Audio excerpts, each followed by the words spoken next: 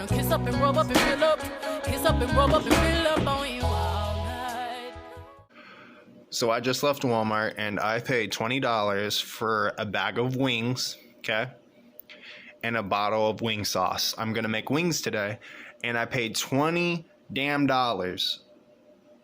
for Walmart brand and wing sauce. I'm literally infuriated at this shit, you guys. Like, I can't keep living like this, and I'm sure a lot of other people can't keep living like this. So I had a conversation with my boomer dad and boomer uncles about why people didn't want to work anymore, and I said something that I think is true and I want to share it with you. First of all, let me share with you some of their condescending thoughts. One of the points my boomer relatives said is, why do people expect work to be good? It's not supposed to be. It's not supposed to be comfortable. That's why you call it work. We didn't expect it to be comfortable. We labored in uncomfortable situations and we did it in order to make a living. We didn't expect luxuries. You guys expect luxuries. And let's just derail the conversation twice here for a second. First of all, who is telling them that we want luxury? And that's something that for some reason we're unwilling to put up with uncomfortable situations. All of us worked through college. All of us. I don't know a single person who didn't have a job, who didn't work almost full time all the way through college, even though they were going to college full time. I did that. Almost everybody else I know did that. Secondly, most of us are just asking for healthcare and affordable housing. I don't understand where the concept of luxury is coming from. A place to sleep and have some money to buy food and then maybe go out every once in a while is most of what people are asking for. And not to be terrified of future and retirement and dying poor and lonely. So straight out of the gate, I don't know who is feeding them this bullshit narrative. Now, secondly, in a little over a 20-year period of time, the dollar lost almost half of its value. And in 2000, most boomers were in their 40s when that began to happen. Since 1970, there's been a 500% increase or more in the consumer price index. A 1,500% increase in tuition, at least amongst higher education places like Harvard, and only a 10% increase in wages. In addition, baby boomers will not retire and get out of the way so that younger people can have careers, with 50% nearly of millennials and Gen Z, and 1/3 of Gen Xers saying that they've blocked their career progression. So let's return to the main criticism that these boomers had of millennials and Gen Z, that we didn't want to work, we didn't like working, we thought it was too uncomfortable and we didn't want to do it anymore. It's not that we don't want to. It's that the bargain used to be that for 2,000 hours of work a year-ish, you could afford a life. And that's just not true anymore. You can work as hard as you want, you're not gonna get ahead. So work has always been bullshit. We've just realized that it's no longer worth doing because you don't get anything for it anymore. I was just at my local grocery store and the woman ahead of me was buying a significant amount of groceries, and the cashier even said, wow, you know, what are you making? And she said, oh, this is just dinner for my family. This is typical. And I thought, wow, like, you must have a big family. It must be, I'm thinking in my head, this must be so hard for you to feed a large family. Right now, it's typically just my daughter and I, and I have a hard time keeping up with the cost of food. And then she went to pay and her card declined.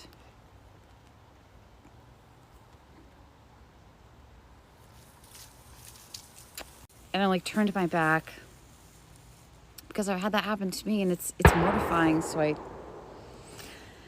turned my back and kind of pretended I was looking at the candy, and I could feel her embarrassment and her shame. And the cashier was like, "Don't worry about it." You know, she's like, "Oh, I'm gonna go talk to my husband." And I just felt so bad for that woman, because even specifically at a grocery store, it's like worse because you're trying to feed your family and your card declines. It's just, it's it's a moment you'll never forget. I've had it happen. It's pretty mortifying. I felt so bad for her, and I like, right now I'm home and I still feel bad. And her bill was like, I don't know, it was like $98. And I wish I had offered to pay for it, you know, but things are tight for me too. So I thought about it for a second, and I was like, no, you just paid for this today and you have to pay for this tomorrow. And like, I'm scared to give someone $100 which is really sad. You know, I wish so much now that I'm home, I wish I had given her that $100 and just said I'll pay for it. But I was scared for myself and my own budget. It's just so awful right now. It's so awful. And I feel sick. I feel sick to my stomach. Due to inflation, this item will not be on our table this year. Fucking finally. It's a goddamn shame that inflation had to get this off y'all tables. Because eating this stuff willingly is diabolical. No amount of hot sauce, mustard, no matter whose grandma, great aunt puts their foot in this shit. I'm so glad that inflation has halted you niggas in your footsteps. Because you goddamn dookie noodle slurpers, y'all were starting to get out of control. But inflation, inflation.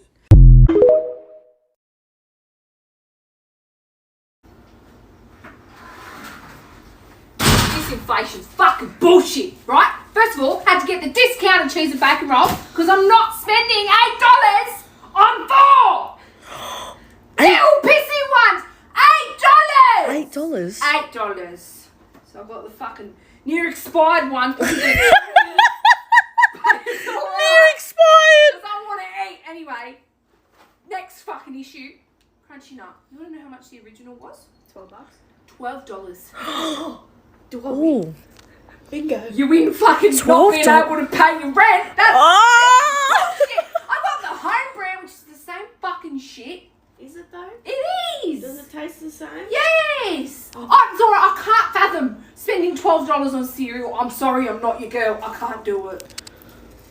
Get out of my face and bake rolls. They cost me a whole $1.50. $1.50? Me too. For expired ones? Yeah. Jeez. Fucking not on these. Never meaning no, never lie. Don't lie, never meaning no, never don't lie, never meaning no, never seven, never meaning tonight. Never.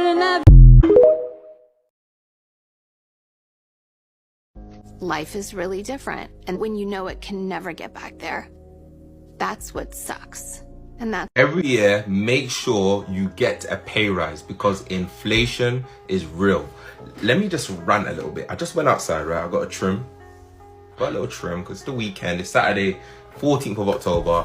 £20 just for the trim. I don't even have like any hair. Like I don't know how you guys with fades do it. It must be about £30 for you lot. Anyway, then got petrol because the car's on E. £120 just to fill the tank. Cool, that's that.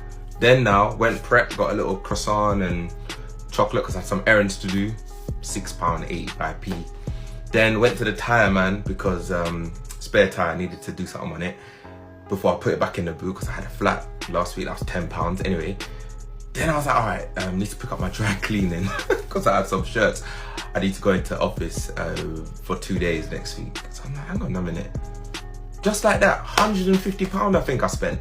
I haven't even started my weekend properly. If the last 40 years repeats itself, in 2063, we'll see these prices. A new car will cost about $136,000. The average rent will be about $9,000 a month. The gas price will be about $13 a gallon. An average home will cost about $1.9 million. And the average salary will be about $100,000 a year. Now look, we can laugh about these numbers all we want because they are pretty comical. But unfortunately, we live in a clown world. And this might just happen because inflation, like all other things, unfortunately compounds. Remember back in 2008 when the world was melting and Ben Bernanke came out with these huge stimulus packages, people criticized him because they thought, oh my God, $500 billion, that's wild. $700 billion, that's insane. And then whenever the lockdowns occurred in 2020 and we printed trillions upon trillions of dollars, they said the same exact thing. They're like, oh my God, that's insane. That's so much money. Well, the next time something happens and they pivot and they print money, how much do you think it's going to be? It's not going to be single digit trillion. It's going to be tens of trillions of dollars. AOC already said she wants to implement a $90 trillion spending initiative on climate. That should give you an idea of how much we are going to inflate this currency away over the course of time. Not only that, but our world is just getting harder. Gas prices are going to go up because,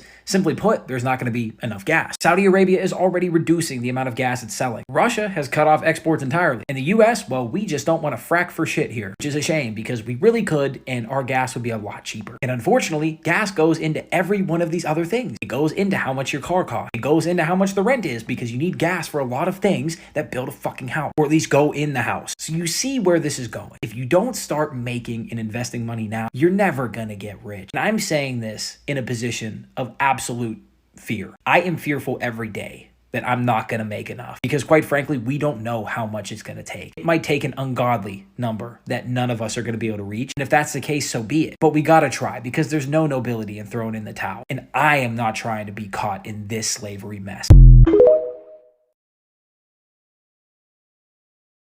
Is the middle class on its deathbed in 2023, or are people just complaining and freaking out on social media for no reason? This is one of those stories that to me is just fascinating. I can't look away from it. And so to look at how far our financial health has fallen, I say let's compare some basic cost of living numbers from 1983 compared to what we're facing in 2023, just 40 years later. And that might seem like a long time ago, but 40-year-olds today were little babies back in 1983. And their parents had dreams of raising them into a world where they could do better than they did growing up. But the country that developed over those 40 years is unlike anything those parents back then probably could have imagined for their little babies, who are 40-year-olds today. So talk about a midlife crisis, because back in 1983, the median household income was $24,580 per year. Today, that number has gone up to $76,201, which is an increase of 210%, which is pretty cool. We are all making more money.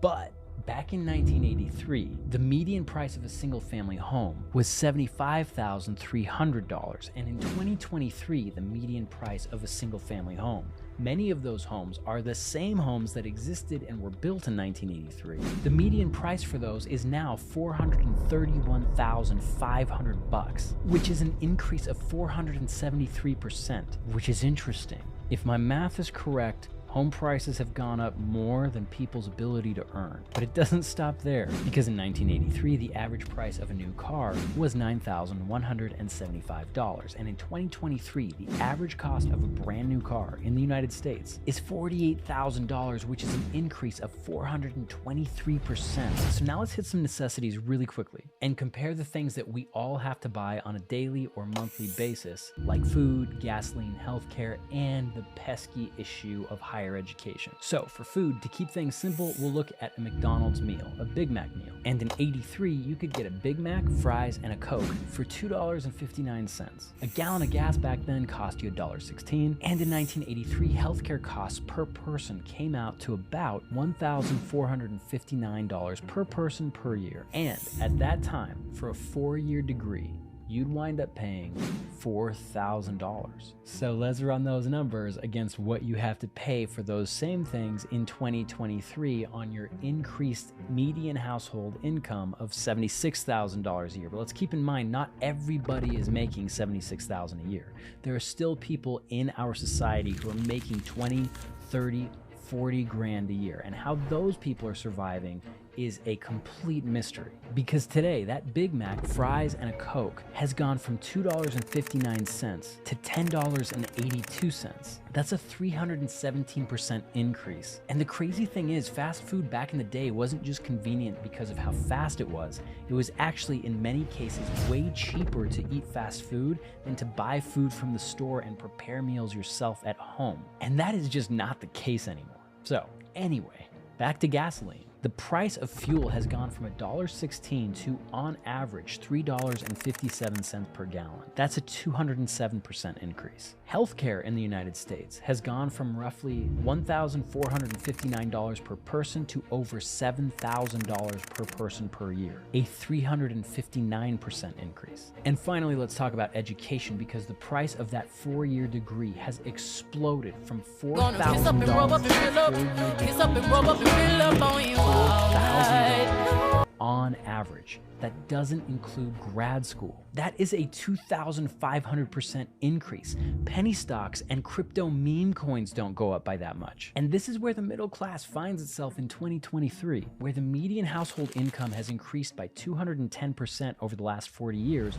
During that same time, the cost of everything else that we mentioned in this video, collectively averaged out, has increased by 719%. And most of that has been driven by the cost of education and the cost of housing. And we haven't even talked about taxes and Social Security and childcare and a dozen other different things that American families have to pay for every single month. Now, I don't know if the middle class is dying, but these numbers are crazy, and it certainly feels like the middle class is in trouble with no way out. And the biggest and most obvious issue here comes down to the price of higher education. Because if you want a society to progress and flourish and grow and innovate, you want an educated population. But the cost of getting a 4-year degree has increased by 2,500% in the last 40 years, while the income that you can expect to make with that degree has only increased by 210%. And it doesn't take a math whiz to see how stupid that investment is. So aside from skipping college on your journey through life, the question really is, what do we all do about this?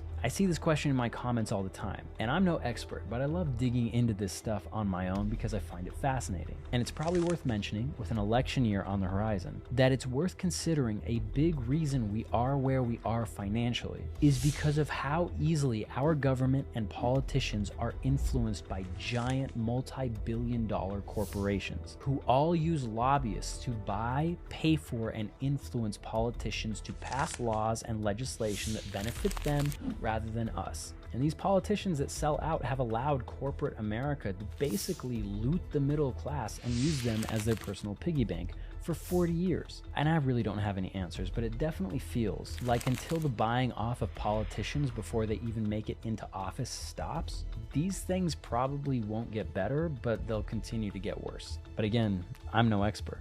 So what do you think the solution is? Gonna kiss up and rub up and fill up. Kiss up and rub up and fill up on